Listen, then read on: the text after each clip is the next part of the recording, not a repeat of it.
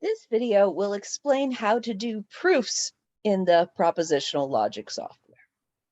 So as with the truth tables and the truth trees, we're actually going to start on the symbolizations page, at least for arguments and proofs that are from the textbook, and we want to check the translation. If it's one that I just give you the sequent for and tell you to do a proof of it, then you would just go directly to the proofs page from the home page. But for this one, we're going to do one of the exercises from the book. So we're going to start on the symbolization page. So I'm going to do exercise 5 from chapter 3. Exercise 5 says, I fed the big fish, and if I fed them, I fed all my fish. Hence, I fed all my fish. So the conclusion is I fed all my fish, which we're going to symbolize with a capital A. Premise 1 says, I fed the big fish, so that's B, and, so ampersand, if I fed the big fish, then I also fed the little fish. Oh, sorry, I'm reading the wrong one. If I fed them, so the big fish, if I fed the big fish, then I fed all my fish. So after the conjunction, we need a parenthesis, and then we need B arrow A, close parenthesis. That made it happy. So now we're going to press the two proofs page. We could do a truth table or a truth tree on this, but that's not what we're doing here, and that's boring. We want to do proofs. So it takes us to a proof page with our proof all filled in. So it puts, what it does is it puts your premises on the first line. So if there were two premises, lines 1 and lines 2 would be a premise, and they would be justified by A for assumption. Then there's going to be a space, and the last line is always going to be the conclusion.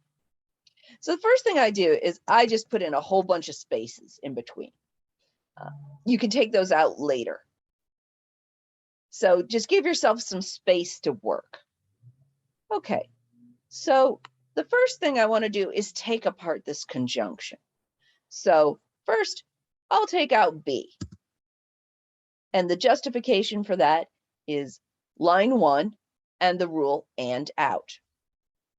So if you press the tab, it takes you over to the justification column. Okay, so I want to say 1 and then ampersand O. Then if I hit enter, it takes me to the next line. It also puts in some more lines. That's fine. We can take those out later. No worries. Okay, so now I want to take out the B arrow A. And it's going to be the same justification, 1 ampersand out. So B arrow A. So the justification is 1 ampersand out.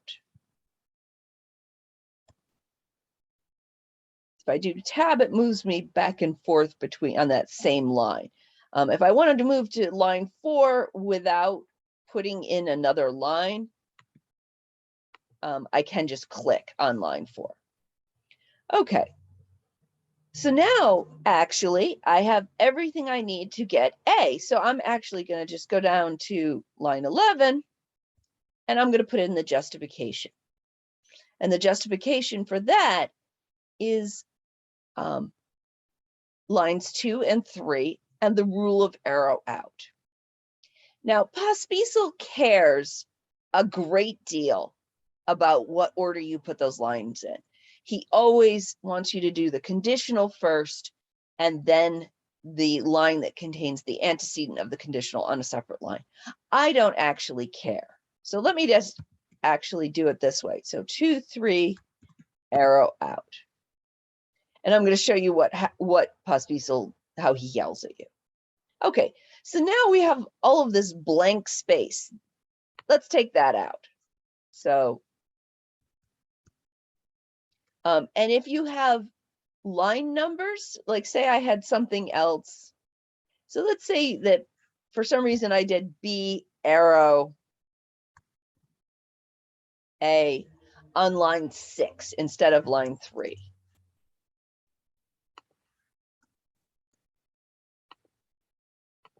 I'll show you a cute magic trick. So this was 1 ampersand out, and this should actually be 2, 6. Watch this. As I take, so I'm doing backspace. Watch, it changed the lines. So the software is very smart that way. Okay, so now my proof is complete, or so I think. So I'm going to press the check proof. And so it says numbers out of order. I don't actually care about that. But to make Pospesel happy, we'll write it as 3, 2. And now when we check, it says, good job, your proof is correct. And if you have the sound on your computer, which I don't, it's my daughter's computer, I don't really know how to make the sound go on. So it would make noises at you also. So if you like noises, you can have it make noises. It makes like great or boom, ba-dum, which I found very rewarding. Sometimes after a difficult proof, I would press that check button until I got trumpets. I just felt like this proof requires trumpets. Not this proof so much, but some proofs, right? Some proofs can be really hard. And so if you feel like you need that reward, you could turn your sound on and press the check until you get trumpets. So that's all there is to proofs. Like with the truth. So like with the truth tables, you could put in a sequent up here. No, you can't actually. Sorry, I take that back. But you can just type your argument in here. So suppose my argument was P arrow Q, and that's an assumption. And P is another premise, so justified by the assumption. And then let's suppose I wanted to prove Q. Well, I could do that, right? The justification for that is 1, 2, arrow out. Take out, by the way, if I don't take out all these lines, I don't think it'll care. Oh, yeah, it does. It cares a little bit. I don't know that I really care, but take them out. They're ugly. Yay! So you can also put in a argument that I give you if you want to check your proof. And if you want practice problems, there are also more practice problems. And there are some for each chapter. So you'll see if you change chapters, right, you get different practice proofs. And you just click on it and it fills it in. And then you can do the proof. And you can check it exactly the same way. So it's pretty easy. The truth tree part of the software is a little finicky.